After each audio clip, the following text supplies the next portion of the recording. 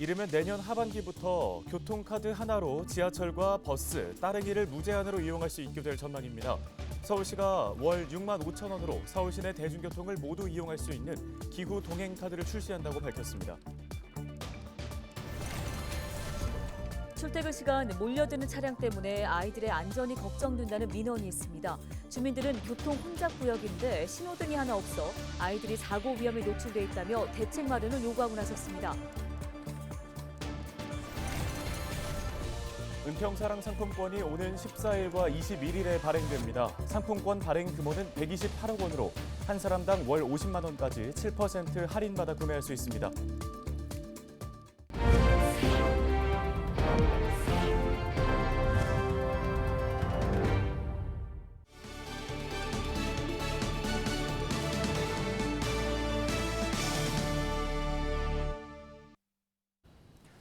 시청자 여러분 안녕하십니까? 헬로티비 뉴스입니다. 첫 소식입니다. 서울시가 내년부터는 월 6만 5천 원이면 지하철과 버스는 물론 따릉이까지 무제한으로 이용할 수 있는 대중교통 정기 이용권, 기후 동행 카드를 판매합니다. 대중교통 정기권 도입으로 시민들의 교통비 절감이 기대되는데 경기도와 인천 등 광역권까지는 아직 적용이 되지 않아 해결해야 할 숙제로 남아 있습니다. 김호 기자가 취재했습니다. 서울시는 대중교통 무제한 정기 이용권인 기후동행 카드를 내년 1월부터 5월까지 시범 판매한다고 밝혔습니다. 월 6만 5천 원만 내면 지하철과 버스는 물론 따릉이까지 무제한으로 사용할 수 있는 교통카드입니다. 그동안 지하철만 가능했던 정기권이 버스와 공공자전거까지 확대된 겁니다. 지금 따릉이가 이제 그 활용도가 매우 높아졌습니다. 그래서 거의 자전거를 이용하시는 분들의 경우에는 이 교통 사각지대 문제를 해결하는데 따릉이가 굉장히 좋은 연계 수단이 이미 되었죠. 기후동행 카드는 이용 횟수 제한 없이 사용이 가능하며 실물 카드는 물론 스마트폰 앱으로도 이용할 수 있습니다. 서울시는 대중교통 정기권 도입으로 시민들의 교통비 절감을 기대하고 있습니다. 예를 들면 승용차를 타고 노원구에서 강남까지 왕복 48km를 출퇴근하는 직장인의 경우 정기권으로 대중교통을 이용하면 매월 9만 5천 원의 교통비를 절약할 수 있습니다. 또 대중교통을 이용하는 대학생은 매월 3만 3천 원가량의 교통비가 절감된다는 게 서울시의 설명입니다. 이 같은 계산법으로 기후동행 카드를 통해 50만 명 이상의 서울 시민이 1인당 연간 34만 원 이상의 교통비를 절감할 것으로 전망됩니다. 여기에 13,000대가량의 승용차 이용이 줄고 연간 3만 2천 톤의 온실가스 감축 효과가 있을 것으로 기대하고 있습니다. 기후동행 카드 도입에 대한 시민들의 반응은 일단 긍정적입니다. 한 달에 10만 원 정도 교통비로 쓰고 있는데 절반 더 가까이 지원을 받게 된다면 개인적으로 도움이 많이 될 것 같고 이런 제도가 앞으로 더 많이 나왔으면 좋겠습니다. 하지만 서울이 아닌 경기와 인천에서 지하철을 탈 경우 사용할 수 없습니다. 또 버스의 경우 시내버스와 마을버스 모두 이용할 수 있지만 기본 요금이 다른 광역버스는 사용이 불가해 해결해야 할 숙제로 남았습니다. 인천이나 경기도가 적극 호응해 주셔서 이 제도가 시범 사업 기간부터 함께 시범 사업을 할 수 있으면 정말 좋겠습니다. 시범 사업 기간까지 앞으로 4개월이 남아 있는 만큼 아마 충분한 토론과 논의가 이루어져서 기후동행 카드는 시범 운영 후 보완을 거쳐 내년 하반기부터 본격적으로 도입됩니다. 또 내년 9월 운항 예정인 한강 수상 버스 등 차세대 친환경 교통수단까지 제도가 확대될 예정입니다. 헬로티비 뉴스 김호입니다.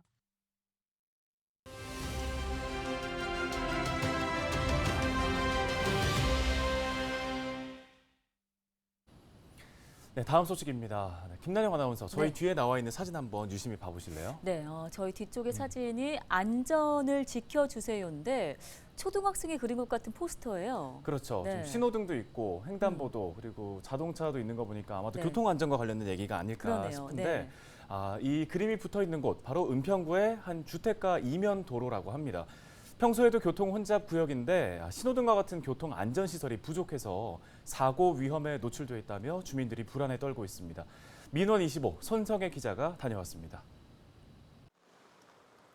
은평구 신사동의 한 초등학교 앞 차량이 쉴 새 없이 지나갑니다.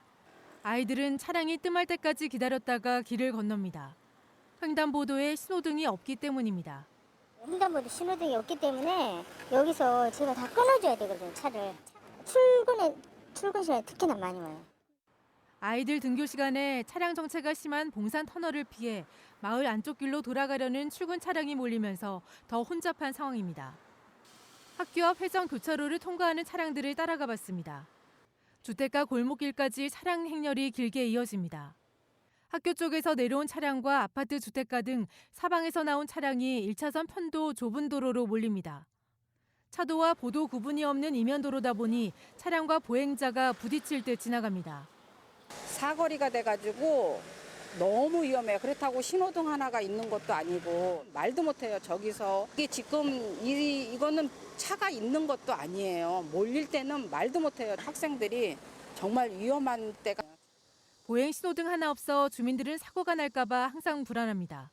여기가 사거리도 아니고 오거리처럼 돼 있어가지고 아이들이 이동을 할 때 깜빡이도 안 켜는 차들도 너무 많더라고요. 그래서 아이들이 건널 때 좀 아이들만 내보낼 수 없는 그런 환경인 것 같아요. 주민들이 바라는 대책은 과속 단속 카메라와 신호등 설치입니다. 여기가 집 앞에 학원을 가더라도 이 도로 때문에 애들을 혼자 내보낼 수가 없어요. 어른도 좀 애매하더라고요. 언제 건너가야 될지 타이밍을 구분하기가 쉽지가 않았어요. 근데 신호등이 있었으면 하는데. 잇따른 민원 제기에 지역 구의원도 현장을 찾았습니다. 상점들이 많은 곳이다 보니까 주차되어 있는 차들도 많습니다. 그러다 보니까 주행하는 차량과 주차되어 있는 차량으로 인해서 이제 보행하시는 분들이 좀 약간 많이 불편해하고요. 은평구는 관할 경찰서에 과속 단속 카메라 설치를 요청해 협의 중이라는 답변을 내놨습니다. 교차로 주변 개선을 위해 보행 환경 개선 지구 지정도 검토하겠다고 했습니다. 주민들은 도로 곳곳에 사고 위험이 도사리고 있다며 장기적인 근본 대책에 앞서 당장 시행할 수 있는 최소한의 안전장치를 마련해달라고 요구하고 있습니다. 헬로티비 뉴스 손성혜입니다. 7% 할인 혜택이 있는 은평 사랑 상품권이 오늘 14일과 21일에 발행됩니다. 은평구는 추석 명절을 맞아 128억 원 규모의 은평 사랑 상품권을 발행한다고 밝혔습니다. 상품권은 14일과 21일 7% 할인된 가격으로 1인당 월 50만 원까지 구매할 수 있습니다. 서울페이, 티머니페이, 신한플레이 등 5개 앱에서 현금 또는 신한카드로 구매하시면 됩니다.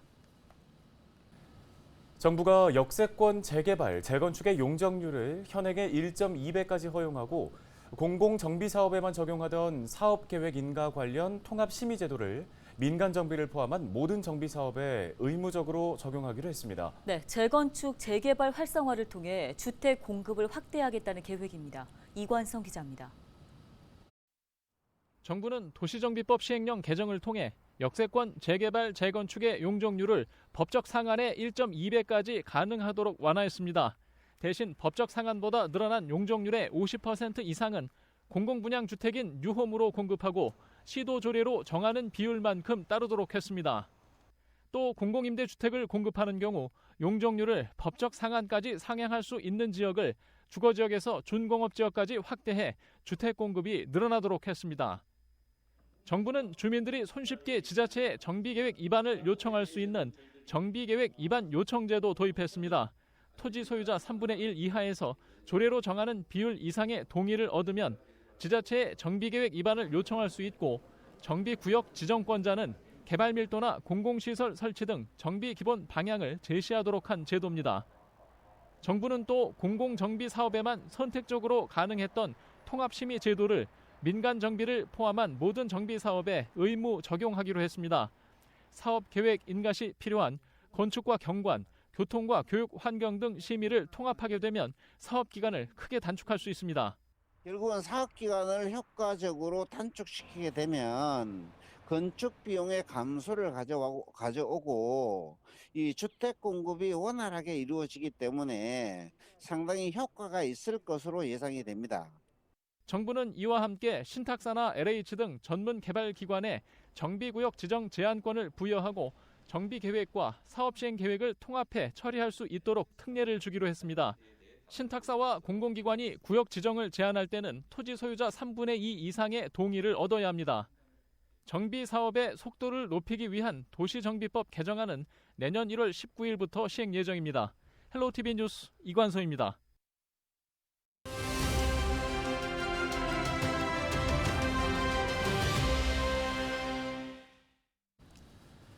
추석 연휴를 앞두고 밥상 물가가 다시 꿈틀거리고 있습니다. 특히나 작황이 부진한 사과와 배 등 과일 값이 3배 가까이 뛰면서 추석 차례상 물가를 자극하고 있습니다. 네, 관련 내용을 윤석천 경제평론가와 함께 자세히 짚어보겠습니다. 평론가님, 먼저 8월 소비자 물가 상승률이 다시 3%대로 올랐습니다. 또 올해 유난히 좀 이상기후로 인해서 과일과 채소 가격이 많이 뛸 것이란 전망이 있었는데 실제 어떤지 궁금합니다. 사실 올해 농산물 작황이 좋지 않죠. 특히 과수의 경우에는 과일꽃이 피는 봄에 한파 영향을 받았고요. 여름엔 폭염과 폭우, 태풍 피해를 봤습니다. 그래서 사과의 경우 품질이 안 좋은 것은 당연한데 품질 좋은 게 전체 생산량의 한 20에서 30%에 불과하다고 그래요. 예년 평균 생산량을 보면 한 70% 정도는 품질이 좋았던 건데 그거의 절반도 안 되는 거죠. 9월 초순 현재 농산물 유통 정보에 따르면 사과 홍로의 경우 중도매인 판매 가격은 1년 전에 비해 한 60% 정도 오른 상태고요. 캠벨 포도 도매 가격 역시 100% 정도 급등했고 배 도매 가격 역시 27% 정도 오른 상태입니다. 사실 이런 가격 급등 현상은 추석이 가까울수록 더욱 심해질 텐데요. 일부에선 올 추석 사과 가격은 지난해보다 최대 160%, 배는 한 67% 상승할 것으로 전망하고 있고요. 그런데 다행히 배추, 무, 애호박 등 채소류는 좀 내림세를 보이고 있습니다. 이들 작물은 태풍 영향으로 가격의 오름세를 보이다가 최근 기상 여건이 양호해지면서 출하량도 늘었고 가격이 내리고 있는데요. 하지만 이들 채소류 역시 추석이 다가오면 어느 정도 오를 수밖에 없을 것 같아요. 예. 네, 정부가 추석 물가 안정 대책으로 올해 670억 원을 투입하겠다고 밝혔는데 소비자 부담이 좀 줄어들 걸로 보시나요? 글쎄요, 결론부터 말씀드리면 그렇게 크게 줄어들 것 같지는 않고요. 정부는 농축수산물 할인 행사에 역대 최대 규모의 670억 원을 투입하기로 했는데 한우 돼지고기 축산물은 최대 50%, 수산물은 최대 60%까지 할인해 주겠다고 해요. 하지만 1인당 할인 한도는 마트당 2만 원에서 3만 원 남짓이고요. 특히 할인 쿠폰 같은 경우에는 대형 마트 등에서 구매 계산 시 자동 할인이 되지만 대형 마트가 없는 곳에서 사시는 분은 불리하겠죠.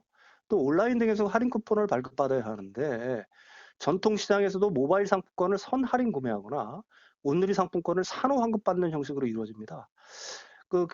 간추려서 말씀드리면 정부가 빠른 보다는 할인 혜택을 받을 수 있겠지만 노령층이나 IT 기기 사용이 어려워 정보 취득에 한계가 있는 분들은 이용이 어려울 것 같아요. 예. 네, 정부는 일단 전반적인 물가 둔화 흐름이 유지되고 있다며 10월 이후부터 물가가 안정될 것으로 전망하고 있습니다. 국제 유가도 여전히 들썩이고 있는 상황이고요. 인플레이션이 좀 잡혔다는 느낌도 들지 않는데 10월 이후에 물가 안정 가능할 걸로 보시는지요? 글쎄요. 소비자 물가는 6월에 2.7%, 7월에 2.3%까지 내렸다가 8월에 3.4%로 다시 올랐는데요. 사실 구입 빈도와 지출 비중이 높은 144개 품목을 중심으로 한 체감 물가를 나타내는 생활 물가 지수는 3.9%나 상승했습니다.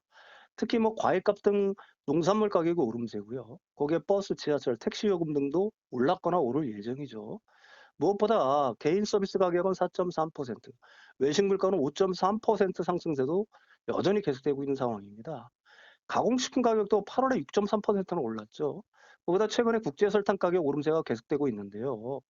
원유 가격이 사실은 인상 요인에도 불구하고 흰우유 가격을 최소 수준으로 올리는데 그친 업계가 설탕 가격마저 치솟으면 가격 인상을 할 수밖에 없을 것 같아요. 아무래도 가장 큰 문제는 국제유가가 다시 오르고 있다는 것일 텐데요. 7월 중순부터 국제유가가 오르면서 석유류 가격 오름세가 계속되고 있습니다. 만약 이런 상태가 계속된다라고 하면은 정부가 장담하고 있는 10월 이후 물가 안정세는 사실은 굉장히 어려울 것 같고요. 어느 정도 수준이 될지 장담할 수는 없을 것 같아요. 네, 지금까지 윤석천 평론가였습니다.